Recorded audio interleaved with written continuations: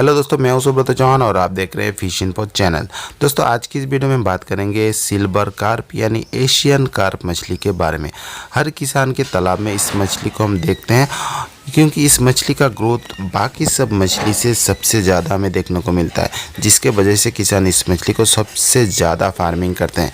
लेकिन सवाल ये आती है कि इस मछली को हम सिंगल फार्मिंग कर सकते हैं या नहीं। दोस्तों, इस चीज़ को जानने के लिए आपको इस मछली के बारे में थोड़ा जानकारी ले लेना ज़रूरी है। दोस्तों, हम जिस तालाब में मछली पालन करते हैं वो तालाब 3 तरह का लेयर से बना हुआ आता है, यानी फर्स्ट लेयर, सेकंड लेयर और थर्ड लेयर। ये तीनों लेयर मिलाकर ही हम मछली को पालन करते हैं, जिसमें हम मिक्स फार्मिंग करते हैं। कुछ प्रजाति का मछली है जिसको हम सिंगल फार्मिंग करते हैं और कुछ प्रजाति का मछली है जिसको हम सिंगल फार्मिंग यानी मोनोकल्चर में नहीं डाल सकते हैं। अगर सिल्वर कार्प या एशियन कार्प मछली के बारे में बात करूं तो इस मछली को आप क्यों कल्चर में नहीं डाल सकते हैं, सिंगल कल्चर में नहीं डाल सकते हैं, ये जानना ज़रूरी है।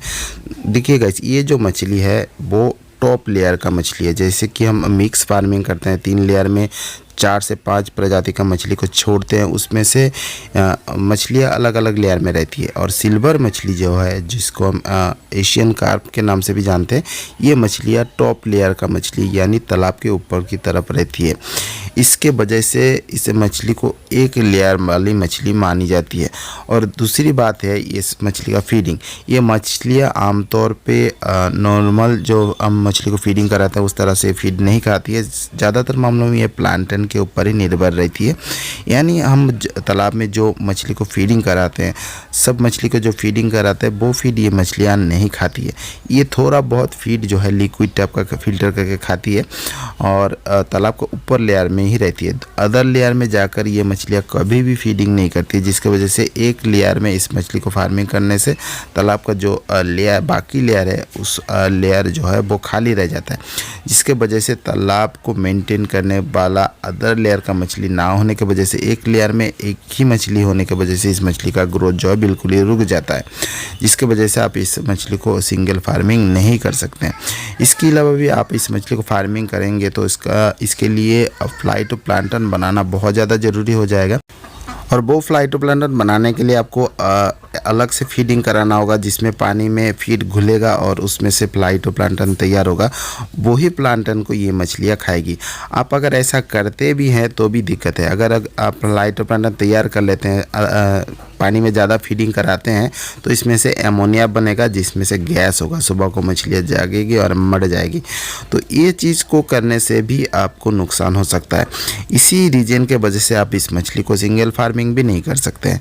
अगर अदर मछली के साथ यानी मिक्स फार्मिंग में ही हिसाब करके सिल्वर कार्प यानी एशियन कार्प मछली को आप अपना तालाब में रखते हैं तो इसका सबसे ज़्यादा फ़ायदा आपको मिलेगा। इसके अलावा भी तालाब को मेंटेन करने में ये बहुत ज़्यादा मदद करती है। आपका तालाब में ज़्यादा हरापन हो गया, ज़्यादा ग्रीन कलर का भी हो जाता है, नेचुरल फीड बहुत ज़्यादा संख्या में बढ़ जाता है। अगर उस तालाब में आप सिल्वर या एशियन कार्प मछली को आप छोड़ देते हैं तो वो प्लांटन को खाती है और उसमें प्लांटन से वो मछली का ग्रोथ होता है और ऊपर से तालाब का जो पानी है वो ठीक होने लगता है। इसी वजह से आप इसको ट्रीटमेंट, तालाब का जो पानी को ट्रीटमेंट के हिसाब से भी इस मछली को रख सकते हैं। यही रीज़न है कि इसमें बहुत ज़्यादा संख्या में मछली को तालाब में नहीं रखा जाता है। हिसाब करके सही संख्या में मछली को तालाब में रखा जाता है और तालाब को मेंटेन करने में भी ये मछलियाँ बहुत ज़्यादा मदद करती है। और जैसे कि मैंने बताया, एक लेयर का मछली कभी भी अच्छा नहीं होता है, इसीलिए इस मछली को मिक्स फार्मिंग में ही किया जाता है। आप अगर इस मछली को सिंगल फार्मिंग करना चाहते हैं तो इससे दूर ही रहें। इस मछली को सिंगल फार्मिंग बिल्कुल ही अच्छा नहीं होगा, इसके लिए आपको नुकसान भी उठाना पड़ सकता है। और एक चीज़ मैं आपको बताना चाहूँगा, ठंड के मौसम में हम अलग अलग तरह का मछली को पालन करते हैं जिस मछली में ग्रोथ आता है। तो ये जो सिल्वर कार्प है, ये मछली का ग्रोथ ठंड के मौसम में भी आता है क्योंकि ये ऊपर लेयर में रहती है और जितना थोड़ा बहुत धूप में मिलता है, जिसके वजह से ऊपर लेयर का जो प्लांटन है वो ऊपर लेयर में बनता है प्लांटन, तो वहीं पे इस मछली को प्लांटन में मिलता है, फीडिंग में मिलता रहता है। नेचुरल फीड से ये मछलियाँ सर्वाइव कर जाती है, जिसके वजह से ठंड के मौसम में भी ये बहुत ज़्यादा ग्रोथ में आती है। इसके अलावा भी एशियन एनवायरनमेंट पे ये बहुत ज़्यादा सूटेबल है, जिसकी वजह से हमारा जो एशियन एनवायरनमेंट एनवायरनमेंट है उसमें इस मछली को पनपने में कोई दिक्कत नहीं होता है। तो आप इस मछली को अगर फार्मिंग करना चाहते हैं तो मिक्स फार्मिंग में फार्मिंग करें और सही से फार्मिंग करें, सेफ रहे, सिंगल फार्मिंग में बिल्कुल ही ना जाए। तो दोस्तों छोटी सी जानकारी थी जो मैंने आपको दे दिया।